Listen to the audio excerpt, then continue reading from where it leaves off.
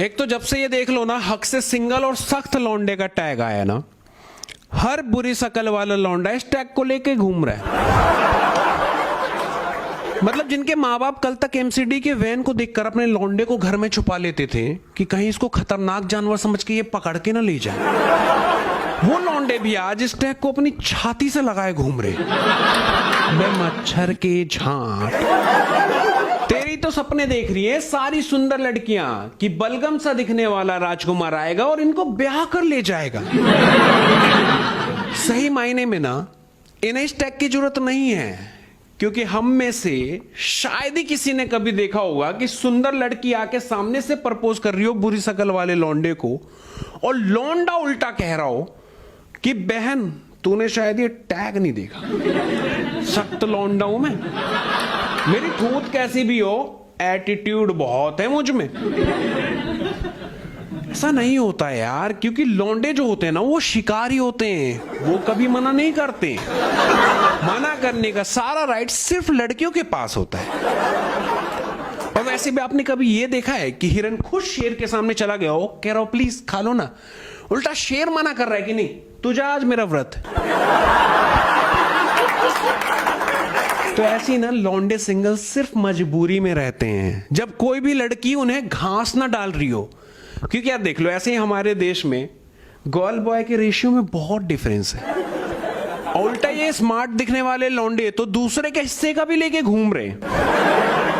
तो इस दान पेटी सी शकल वाले लौंडों के लिए तो उसका हाथ ही उसकी महबूबा है। तो मैं तो खूब प्यार लेता था इस हाथ से, बाद में तो सेटिस्फेक्शन भी मिलने लगा था यार इससे। लेकिन कहते हैं ना, हमेशा आपकी खुशियों की किसी न किसी की नजर लग जाती है। पता नहीं कैसे मेरे हाथ की सारी लकीरें मिट के मेरे छप गया।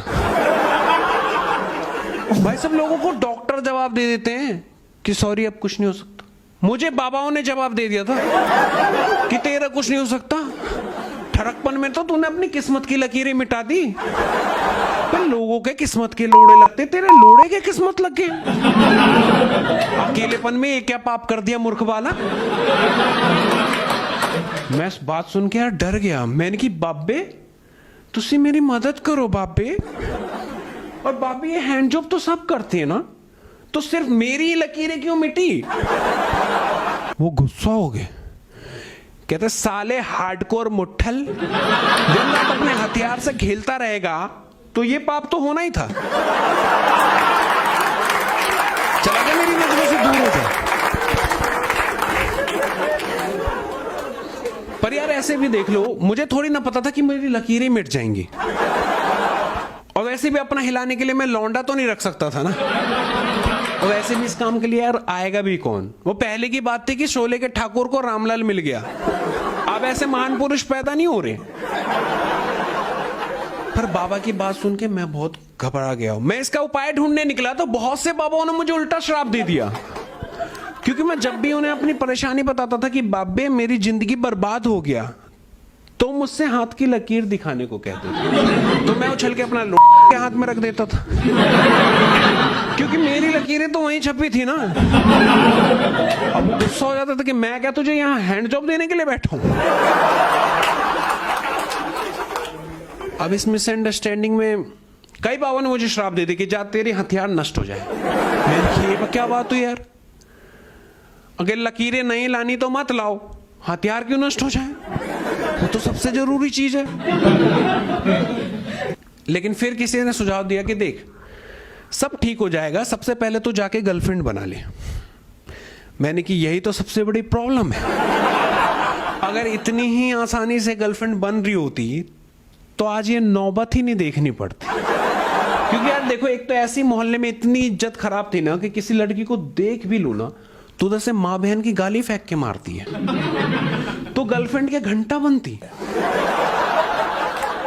मैंने कहा अब गर्लफ्रेंड तो वही बन सकती है जो लड़की बिल्कुल जानती ना हो, और ऐसी अनजान लड़की सिर्फ फेसबुक पे ही मिल सकती थी। तो मैंने जो अपनी तलाश शुरू कर दी।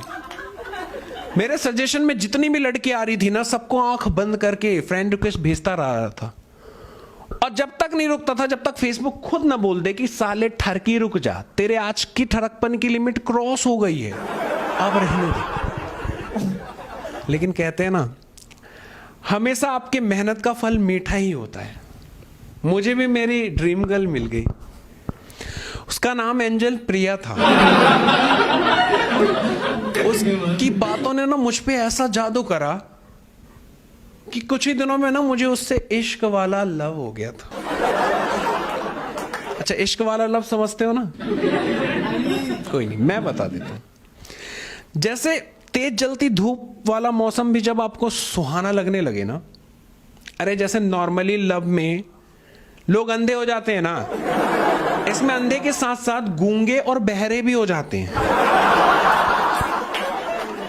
ऐसा लग रहा था ना कि मानो मुझे मेरी परी मिल गई, जिसके बारे में मेरी दादी हमेशा जिक्र किया करती थी कि जब तू बड़ा हो जाएगा ना तो तेरी जिंदगी में भी एक परी जैसी राजकुमारी आएगी जो तेरी जिंदगी बदल के रख देगी। लेकिन कुछ ही समय बाद पता चला कि वो परी नहीं, परा था।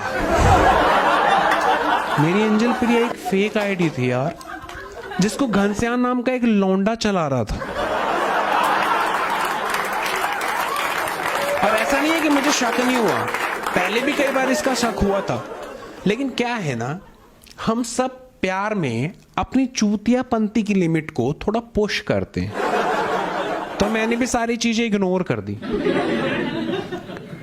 और वैसे भी ना, आप ये 2015-16 के टाइम पे ना आप देख लो, इतनी ज्यादा फेक आईडी वाली लड़कियां हो गई थी ना फेसबुक पे कि पूछो मत।